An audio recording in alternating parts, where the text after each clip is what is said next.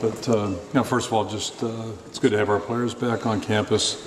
They all got back here Monday after having a good break and really a needed break. I think it's important the guys get a chance to get off campus, get back home or wherever they choose to go. And those breaks are getting more and more limited by the year, it seems. So it's just really important for them to have a chance. And this one worked out beautifully. They had three plus weeks before they had to be back here, and had several of them come back, more than several. I guess we had about 60 plus guys out there on Saturday for the Ladies Football Academy, and that went really well. I think we raised over $350,000, so it was really great initiative, and everybody had a great time. So certainly I'm appreciative of the efforts of our players and their willingness to be part of that. That's been a really great partnership for us. It was nice too. We had a lot of moms involved. I think probably about 8 to 10 moms were here, which is kind of nice as well, and they got a chance to see what their guys are doing and learn a little bit more about the inside of things. Secondly, academically, came off a really good semester, so happy about that. The team GPA was as high as it's been. We had over 51% of our guys were 3.0 or better. And another 17 guys were just in that range right underneath at 275 to 299. So, a lot of good things there. Very few sub 2.0 guys, and that's something we really track hard as well. So, that's the number one reason they're here. They're doing a good job there, and it's I think a good indicator. Guys are thinking right and doing things right. So happy about that. And then the last thing, just medically, I think we're doing pretty well. I think I mentioned last time we were there, we had a couple guys that had some stuff after spring ball. So they'll be on a little bit of a limited basis this month, probably, kind of working back to full speed. But I think all in all, we're in pretty good shape, and guys are feeling pretty good and ready to go. So happy about having them back, having them working, moving forward. And then last thing, just on the roster, I think, you probably know that it came out that we have 2 of our redshirt freshmen are going to go separate directions. So, we're certainly appreciative of what they've done. I wish they could have stayed, would have stayed, but respect their opinions and wish them all the best as they move forward. So I'll throw it out for any questions. Is Ben Neiman out running around? Yes, yeah, he's full. He's cleared now, so he's in good shape. Most of those guys that were in that realm cleared? Just, all the guys that were out of spring ball, they're good now. So, the guys that we had a couple things, little things afterwards, but nothing major. And I was remiss too. Our first year guys, we expect them to be here working next Monday. They'll transition to next week when summer school begins. Does Eric Graham, his departure, does that start the clock for? I think it's probably going to start anyway. For Tokes and Torin. Yeah, it was. Our plan was to give both those guys a full opportunity to see what they can do, and if they can add to our rotation, that'd be great. And we really, at the end of the day, we only have we lost a really experienced player, Jordan Canzeri. So we got LaShawn, we feel really good about, and Akram did some really good things last year. Derek Mitchell, we still are trying to get a grip on that. He hasn't played all that much, so we certainly, we could use more help that way, and hopefully provide some depth and a little bit more octane for us.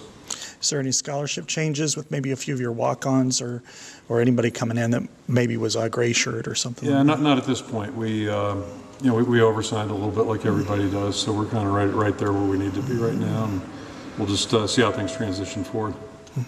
Kirk, when you talk about not much time for the guys during the summer on their own, how different is that than like the 80s and 90s? Yeah, the world of college football has changed in every regard, and the off-season and recruiting are probably the 2 biggest areas. But we had a handful of guys, or no more than a handful, back in the 80s. A lot of the guys in the 2 deep would stay here and train. But it's just a whole different thing. Now it's actually you can mandate it if you choose to. So it's just a whole different world. I do like the fact that we can go in and watch our guys train now. I think that makes perfect sense. Then secondly, more importantly, or as importantly, we're feeding them now, so the guys are eating good food year round, and that's the way it should be. But the breaks, Thanksgiving break used to be, I think, a really good time for guys to have a chance to go home and recharge. That's not coming back. That won't change ever again in the future. So the calendar just gets squeezed. We're really fortunate, I think, in that we've got a nice break after the bowl game, where the guys have a couple 2 to 3 weeks to get back home or do some things on their own, and same thing spring break. And with this 3-week window, and then they'll get 9 days over the 4th of July, but that doesn't help guys that have class. The school doesn't shut down, so they'll get a 4-day weekend, but not that way. But I think those breaks are really important. They need to be away from us at times too, and kind of do their thing a little bit. I know that you were kind of in favor of the camp ban But now that it's not banned, how did that change your plans and what are you guys doing? Yeah, just for clarification on that, I wasn't necessarily against satellite camps, but More so the third-party thing. I think. yeah, third party, what it initiates and invites, and I think probably the thing that doesn't add up for me, doesn't make sense. Almost all, 99% of the discourse this is recruiting. You know, it's legalized recruiting. So what doesn't make sense is that we're controlled in the spring, and we're controlled in the fall, every part of the year except for June. It seems kind of silly to me that we can send anybody out every day of June and have face-to-face contact with prospects, and even pay money to high schools to rent their fields, those kinds of things. That part, I think we just need to rein it in and come up with some control on it, just like we do the rest of our year. And again, that perspective of being gone from football for 9 years, major college football coming back, things were a lot more sane recruiting-wise. This is like a flashback to the old days, kind of the wild, wild west thing. So. As far as us, we are kind of using this week as our satellite camp week, if you will. Not that everybody's out, but we have a couple guys here, a couple guys there. So just about everybody's out for at least a couple days, looking at some prospects, putting eyes on them, that type of thing. And but we're not going to commit the whole week to it. And really want to make sure we do a good job with our camps on campus. I think we're hosting 9 of them, 8 or 9 of them. I want to do a quality job there. Then, more importantly, make sure we're visiting with our players and seeing them face to face, watching what they're doing with their training, kind of making sure they get off on a good start. And that's especially true with our first year guys next year. And oh yeah, by the way, we're going to do a little work on football in there too, somewhere in the month of June, because somebody told me we have 12 games that are scheduled, and we probably ought to put a little time in on those opponents too, and start that, and just talk about our situation. So you don't feel like, with the headliners that are grabbing the headlines with this stuff, you don't feel any pressure to sort of keep up and not make at a all. splash? And I'll go out on a limb, make a prediction. There's certain schools that are going to really recruit well again this year. Just there's a handful in every conference that are really going to do well and get those 5-star guys, and then everybody else kind of figures out what's going on. So I don't see the world changing a whole lot, and maybe if anything, maybe more mistakes will get made because everybody's running around, just in a hurry to do this and that. Kirk, Greg says he's back to about 100% doing just about everything he wanted to do or could do before the surgery.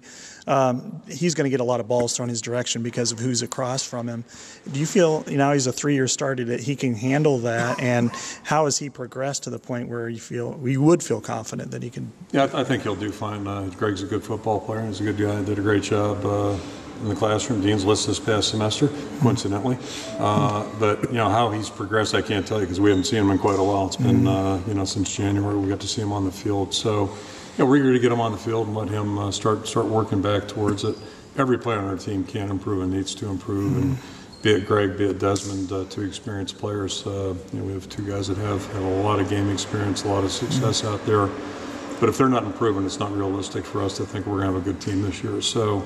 We're counting on that. I think he's eager to get back out there. It stinks being on the sidelines and watching your teammates. So I think he's anxious to get started, and he's got all the tools. He's got a good attitude. So it's just a matter of just keep improving.